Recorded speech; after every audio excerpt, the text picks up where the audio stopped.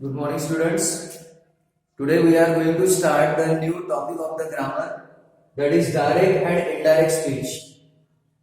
उसे reported speech भी कहते हैं, चेन द रिपोर्टेड स्पीच भी कहते हैं, चेन द नरेशन भी कहते हैं. उसको तीन नाम है: direct and indirect speech, reported speech and change the narration. Okay, सबसे पहले इंपॉर्टेंट बात है कि what is the direct and indirect speech. Direct और इनडायरेक्ट स्पीच किसको कहते हैं? For example, just one take example. अगर मैंने कहा कि कल मैं तुम्हारा क्लास नहीं लूंगा, this is the direct speech. इसको कहते हैं डायरेक्ट स्पीच, यानी ये मेरे खुद के शब्द है, बराबर है. अब यही मैसेज आपको अपने दोस्त को बताना है, तो आप ऐसे बोलेंगे कि मैं कल तुम्हारा क्लास नहीं लूंगा. नो, सबसे पहले तो तुम आप मेरे जो शब्द है वो अपने शब्दों में करोगे और तीसरे व्यक्ति को बताओगे. जैसे आप कहोगे कि सर ने कहा कि वे आज हमारा क्लास नहीं लेंगे, that is the indirect speech. उसे कहते हैं indirect speech. Okay, the first person always speak in direct speech and second person always speak in indirect speech. पहला जो व्यक्ति है वो डायरेक्ट स्पीच में कहता है और दूसरा व्यक्ति पहले व्यक्ति के शब्द अपने शब्द में करके तीसरे व्यक्ति को बताता है. That is called the indirect speech. उसे इनडायरेक्ट स्पीच कहते हैं. अब सवाल यह है कि डायरेक्ट स्पीच के चार पार्ट होते हैं. There are 4 part of the direct speech. For example, he said to me, comma interrogated comma, I shall go to school. I shall go to school, inverted comma, complete full stop. The sentence which is written in inverted comma, that is called direct speech.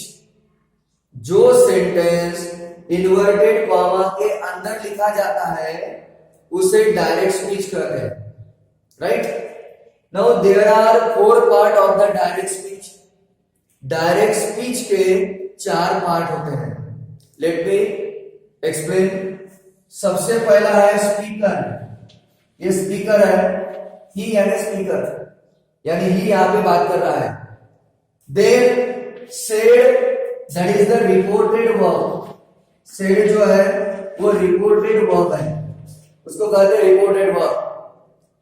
Verb है लेकिन कैसे वो reported, क्योंकि हमें कुछ report देने वाला है, कुछ इंफॉर्मेशन देने वाला है, इसलिए उसको रिपोर्टेड वर्ब कहते हैं.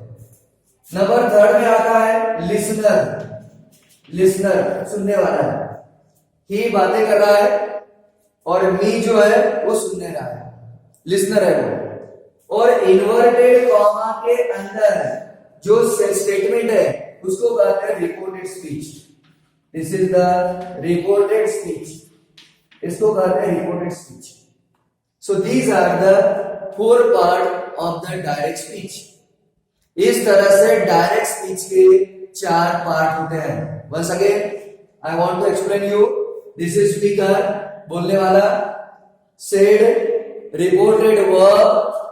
देन मी, लिसनर, सुनने वाला.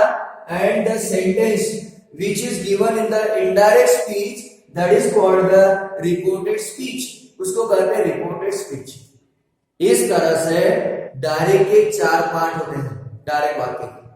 ओके, अब हमें जब हम उसको इनडायरेक्ट करते हैं तो हमें कुछ पर्सन चेंज करना पड़ता है, कुछ टेंसेस चेंज करने पड़ते हैं. सबसे पहले हम देखेंगे कि how to change person. Person किस तरह से बदल किए जाते हैं. I think I have already given you some rules and regulation, so I don't explain the rules and regulation. I only make you understand how to change the person. Person किस तरह से बदल किए जाते हैं डायरेक्ट का indirect करते समय. Okay, now see once again, this is the sentence. He said to me, I shall go to school. ये सेंटेंस है. जो पर्सन इन्वर्टेड कॉमा के अंदर होते हैं, the person which is given in the inverted comma, inverted comma के अंदर के ही पर्सन हमें चेंज करना पड़ता है, नॉट आउटसाइड, बाहर के नहीं। इसको चेंज नहीं करना है आपको, केवल इन्वर्टेड कॉमा के अंदर के चेंज करना है। ओके, जैसे भी यहाँ पे आई है, this is the first person, let me see, first person, second person and third person, ऐसे 3 पर्सन होते हैं। फर्स्ट पर्सन में आता है आई और वी, सेकंड पर्सन में आता है यू, और थर्ड पर्सन में आता है ही, शी, इट और दे। इस तरह से 3 पर्सन होते हैं। अब ये जो पहला पर्सन है आई और we, always change according to the speaker. First person always change according to the speaker, यानी जब हम डायरेक्ट का इनडायरेक्ट करेंगे तब आई का क्या बन जाएगा, यहाँ पे ही बनेगा, क्योंकि यहाँ पे स्पीकर ही है। अगर यहाँ पे लड़की का नाम रहता था तो आई का बन जाता था शी, बराबर है। According to the speaker we have to change the first person. First person हमें स्पीकर के अनुसार बदलना पड़ता है। लेकिन वन थिंग रिमेंबर, ये जो वी है, वी का हमेशा दे होता है। कहीं भी रहो, whatever may be the speaker, speaker कैसे भी रहो, वी का हमेशा दे बनाना है। Okay, one thing you have to remember this. Now this is the first person. Once again, first person change according to the speaker. पहला जो person है वो स्पीकर के अनुसार बदला जाता है। ओके, नाउ सपोज अगर यहाँ पे यू रहता था, लेट मी सी, अगर यहाँ पे यू है, मान लो you, that is the second person.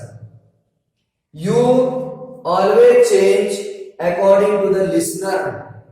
You जो है वो लिसनर के हिसाब से बदला जाता है, लिसनर के हिसाब से, जिस तरह से लिसनर है उस तरह से। एक ध्यान में रखना है कि लिसनर जो है वो हमेशा ऑब्जेक्ट फॉर्म में रहता है। यहाँ पे ही रहेगा, हर रहेगा, देम रहेंगे, हिम रहेगा सेकंड पर्सन में। तो यू कैसे बदलता है, लिसनर के अनुसार। अगर यहाँ पे मी है तो मी का इधर क्या बन जाएगा, आई बन जाएगा। लिसन, अगर वहां पे मी है तो यहाँ पे मी का इधर आई बनेगा। अगर मान लो यहाँ पे हर है तो यहाँ पे हर का इधर शी बनेगा। That means you always change according to the listener. You जो है वो हमेशा लिसनर के अनुसार बदल किया जाता है। And third person, then third person, third person जो है ही, शी, इट और दे। अगर मान लो यहाँ पे यू की जगह पर ही है तो उसमें चेंज नहीं होगा। Third person never changes. Third person जो है उसमें बदल नहीं होता, एज इट इज रहता है। अगर यहाँ पे दे है तो दे रहेगा, ही है तो ही रहेगा, शी है तो शी रहेगा।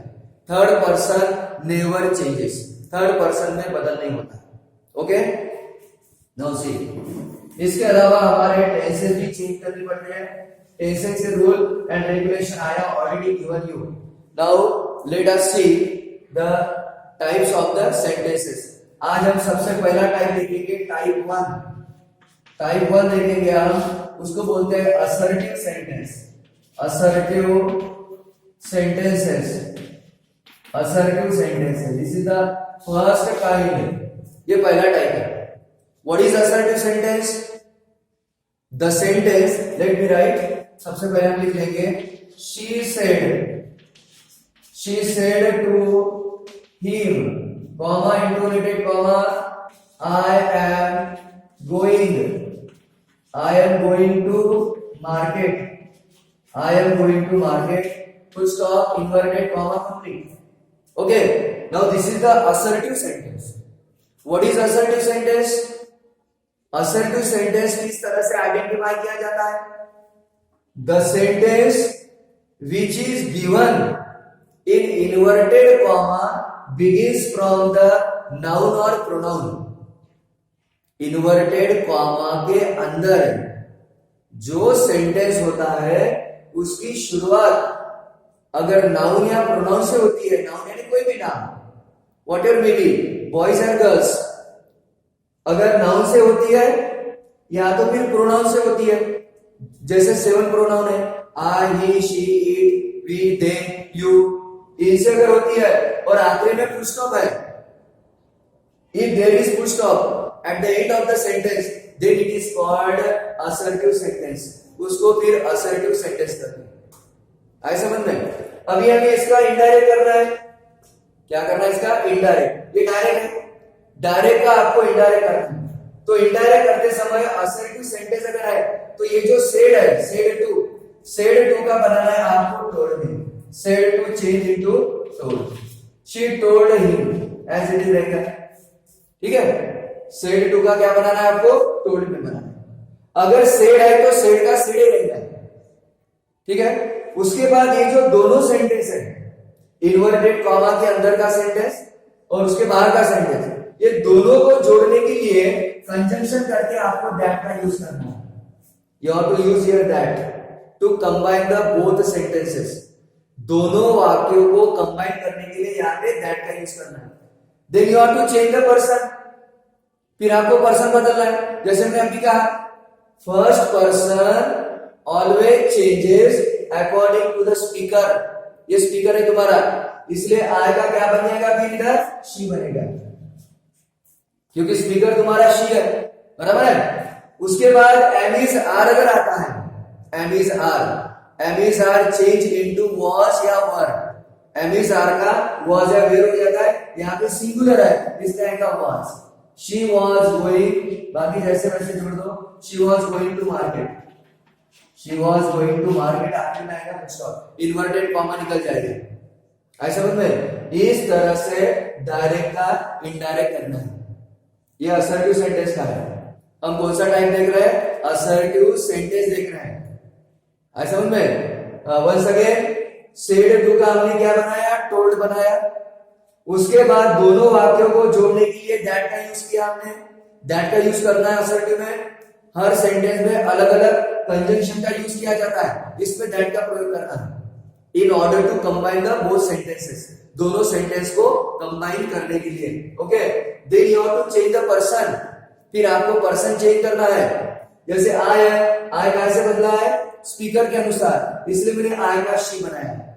एम इज आर का बन जाता है वॉज या वेयर, यहाँ पे सिंगुलर है इसलिए मैंने वॉज बनाया। Okay, now this is the assertive sentence. Okay, another sentence I give you, फिर से और एक एग्जांपल देता हूं जिसमें केवल सेड है। जैसे फॉर एग्जांपल, ही सेड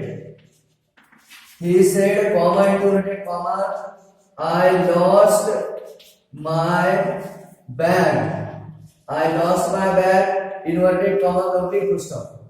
देखो अभी इस वाक्य में केवल सेड है, बराबर है, इसमें लिसनर नहीं दिया। अगर लिसनर नहीं है तो वहां पे केवल सेड रहता है, तो सेड का सेड ही आएगा, फिर इसमें टोल्ड नहीं होगा। ही सेड, फिर दोनों वाक्य आपको कैसे ज्वाइन करना है? दैट से। Once again you have to use that as a conjunction करके दैट का प्रयोग करना है। ही सेड दैट, फिर मुझे आई चेंज करना है। I change according to speaker ही है इसलिए आई का बनेगा ही। फिर यहां पे है V2 लॉस्ट, V2 का बन जाता है हैड प्लस V3, यहां पे आएगा he had lost my bag. My का चेंज हो जाएगा स्पीकर के अनुसार, स्पीकर ही है इसलिए ही का बनेगा यहाँ पे हीज बैग। आखिरी में आएगा full stop. He said that he had lost his bag. अगर वाक्य में लिसनर नहीं है तो आपको केवल सेड का सेड ही बनाना है। Okay, write down. Now I give you some example to solve at home. अब मैं आपको कुछ एग्जांपल दे रहा हूं घर में सॉल्व करने के लिए। You solve it. Now one is number 1, she said, number 1, she said comma interrogative comma, I went to Pune last week, inverted comma, complete full stop. Question number 2,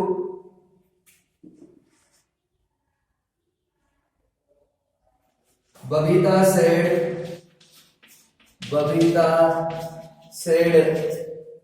said to her, said to him करो, comma interrogated comma, I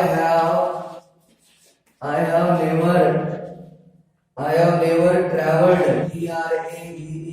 TRAVELLED, I have never traveled by air, आखिरी में full stop inverted comma complete. Number third में लिखो Leena said comma interrogative comma I found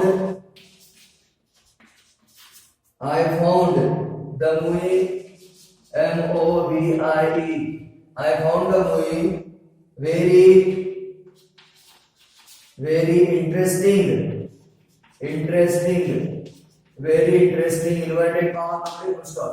ये 3 sentence आपको घर में solve करना है। इसके अलावा I will send the exercise in your respective group, okay, as I already said you. So these 3 sentence you have to solve at your home. Instead of this sentence, I will send also another exercise in your group. You have to solve in your house. Okay. See you tomorrow.